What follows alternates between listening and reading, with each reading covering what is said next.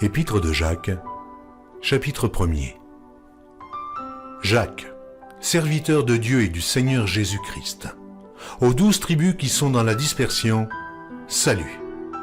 Mes frères, regardez comme un sujet de joie complète les diverses épreuves auxquelles vous pouvez être exposés, sachant que l'épreuve de votre foi produit la patience. Mais il faut que la patience accomplisse parfaitement son œuvre, afin que vous soyez parfaits et accomplis sans faillir de rien. Si quelqu'un de vous manque de sagesse, qu'il la demande à Dieu, qui donne à tous, simplement et sans reproche, et elle lui sera donnée. Mais qu'il la demande avec foi, sans douter. Car celui qui doute est semblable au flot de la mer, agité par le vent et poussé de côté et d'autre. Qu'un tel homme ne s'imagine pas qu'il recevra quelque chose du Seigneur. C'est un homme irrésolu, inconstant dans toutes ses voies. Que le frère de condition humble se glorifie de son élévation. Que le riche, au contraire, se glorifie de son humiliation, car il passera comme la fleur de l'herbe. Le soleil s'est levé avec sa chaleur ardente, il a desséché l'herbe, sa fleur est tombée, et la beauté de son aspect a disparu. Ainsi, le riche se flétrira dans ses entreprises. Heureux l'homme qui supporte patiemment la tentation, car après avoir été éprouvé, il recevra la couronne de vie que le Seigneur a promise à ceux qui l'aiment. Que personne, lorsqu'il est tenté, ne dise « c'est Dieu qui me tente », car Dieu ne peut être tenté par le mal, et il ne tente lui-même personne. Mais chacun est tenté quand il est attiré et amorcé par sa propre convoitise. Puis la convoitise, lorsqu'elle a conçu, enfante le péché, et le péché étant consommé, produit la mort. Ne vous y trompez pas, mes frères bien-aimés. Toute grâce excellente et tout don parfait descendent d'en haut, du Père des Lumières, chez lequel il n'y a ni changement, ni ombre de variation. Il nous a engendrés selon sa volonté, par la parole de vérité, afin que nous soyons en quelque sorte les prémices de ses créatures. Sachez-le, mes frères bien-aimés, ainsi que tout homme soit prompt à écouter, lent à parler, lent à se mettre en colère, car la colère de l'homme n'accomplit pas la justice de Dieu. C'est pourquoi, rejetant toute souillure et tout excès de malice, recevez avec douceur la parole qui a été plantée en vous et qui peut sauver vos âmes. Mettez en pratique la parole et ne vous bornez pas à l'écouter en vous trompant vous-même par de faux raisonnements. Car si quelqu'un écoute la parole et ne la met pas en pratique, il est semblable à un homme qui regarde dans un miroir son visage naturel et qui, après s'être regardé, s'en va et oublie aussitôt qui il était. Mais celui qui aura plongé les regards dans la loi parfaite, la loi de la liberté, et qui aura persévéré, n'étant pas un auditeur oublieux, mais se mettant à l'œuvre, celui-là sera heureux dans son activité. Si quelqu'un croit être religieux, sans tenir sa langue en bride, mais en trompant son cœur, la religion de cet homme est vaine. La religion pure et sans tache, devant Dieu notre Père, consiste à visiter les orphelins et les veuves dans leur affliction et à se préserver des souillures du monde.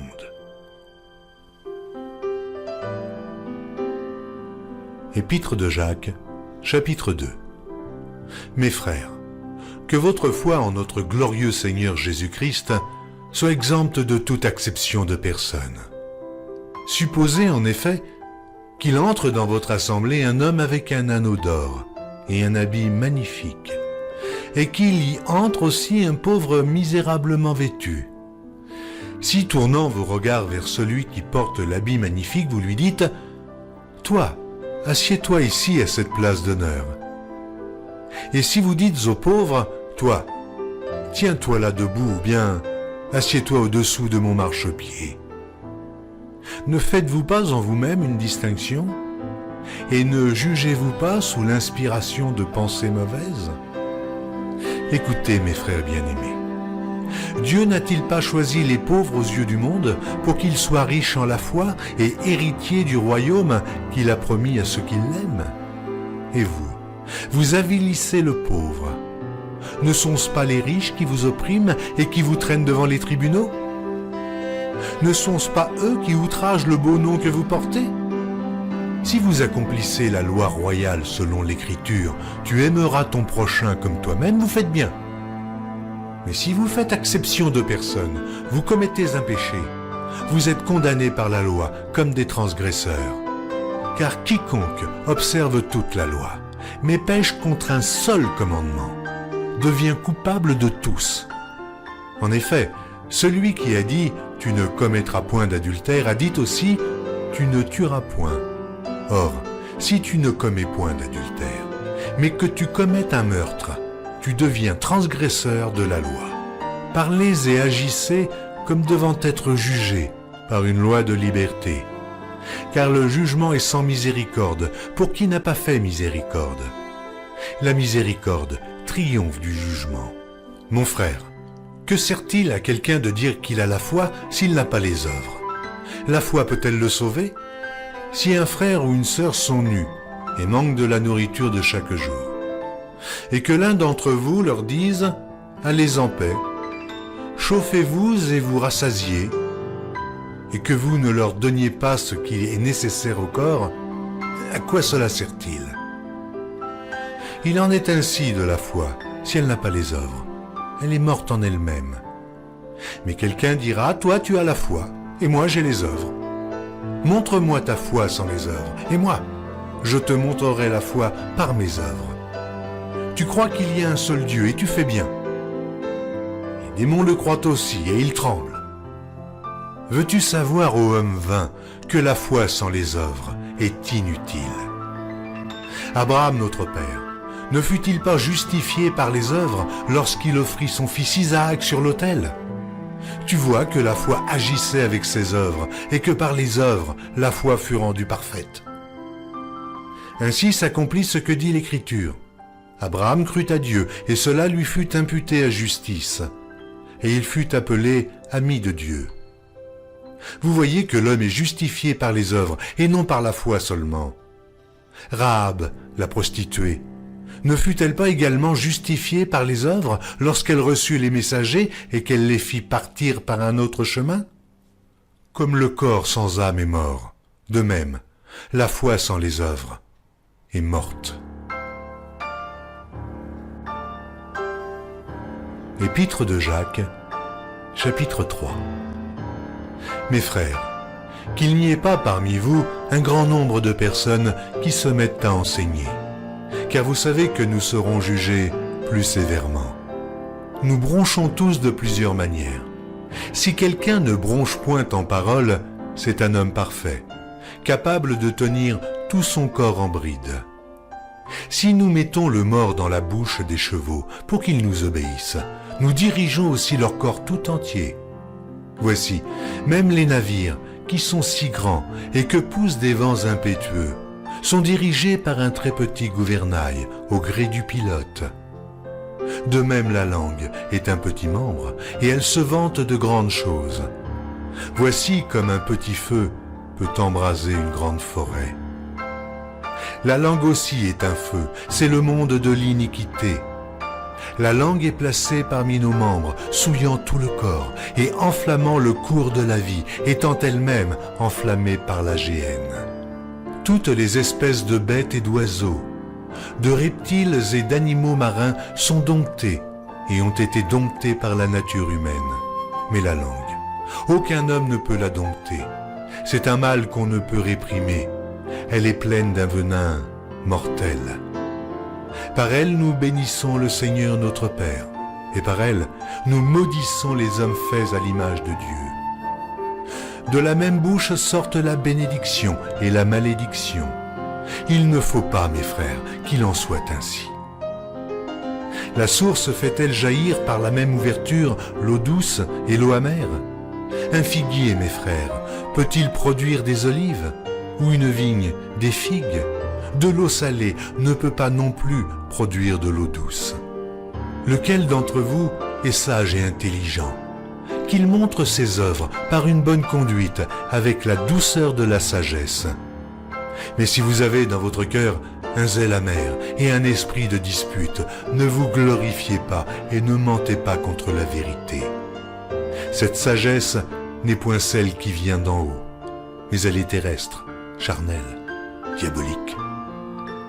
Car là où il y a un zèle amer et un esprit de dispute, il y a du désordre et toutes sortes de mauvaises actions.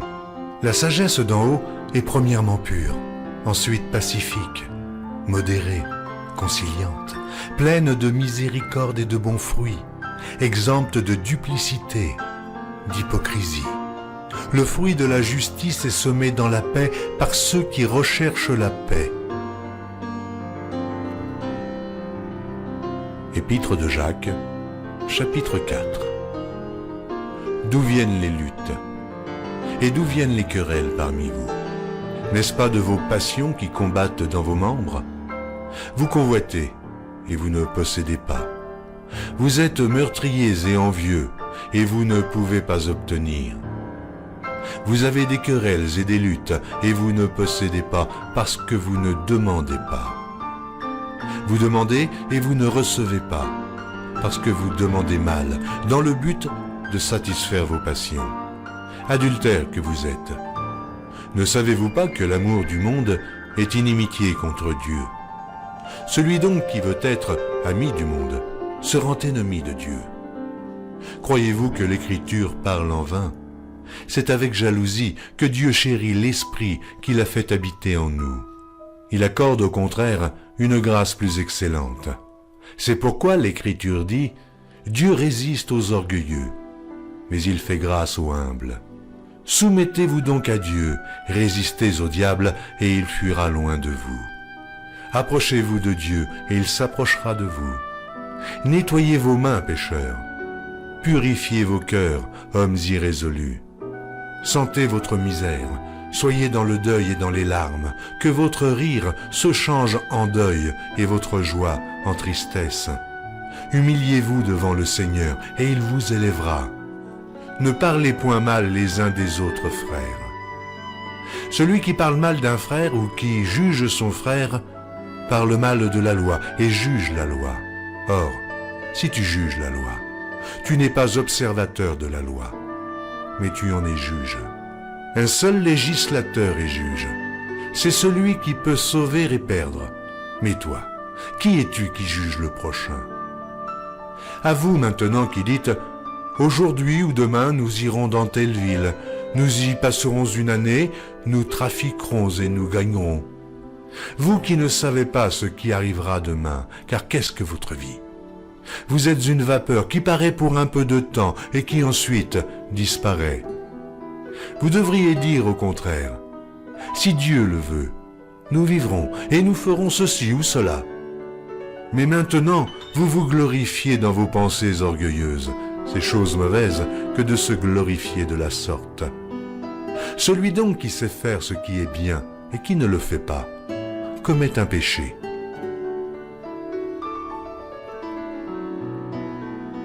Épître de Jacques, chapitre 5. À vous maintenant, riches, pleurez et gémissez à cause des malheurs qui viendront sur vous. Vos richesses sont pourries et vos vêtements sont rongés par les teignes. Votre or et votre argent sont rouillés, et leur rouille s'élèvera en témoignage contre vous, et dévorera vos chairs comme un feu. Vous avez amassé des trésors dans les derniers jours. Voici le salaire des ouvriers qui ont moissonné vos champs, et dont vous les avez frustrés cris. Et les cris des moissonneurs sont parvenus jusqu'aux oreilles du Seigneur des armées. Vous avez vécu sur la terre dans les voluptés et dans les délices. Vous avez rassasié vos cœurs au jour du carnage. Vous avez condamné, vous avez tué le juste qui ne vous a pas résisté. Soyez donc patients, frères, jusqu'à l'avènement du Seigneur. Voici, le laboureur attend le précieux fruit de la terre, prenant patience à son égard, jusqu'à ce qu'il ait reçu les pluies de la première et de l'arrière-saison. Vous aussi, soyez patients, affermissez vos cœurs, car l'avènement du Seigneur est proche. Ne vous plaignez pas les uns des autres, frères, afin que vous ne soyez pas jugés. Voici, le juge est à la porte. Prenez, mes frères, pour modèle de souffrance et de patience les prophètes qui ont parlé au nom du Seigneur. Voici, nous disons, bienheureux ceux qui ont souffert patiemment.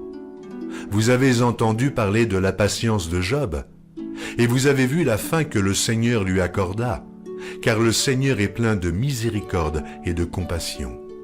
Avant toute chose, mes frères, ne jurez ni par le ciel, ni par la terre, ni par aucun autre serment, mais que votre oui soit oui, et que votre non soit non, afin que vous ne tombiez pas sous le jugement.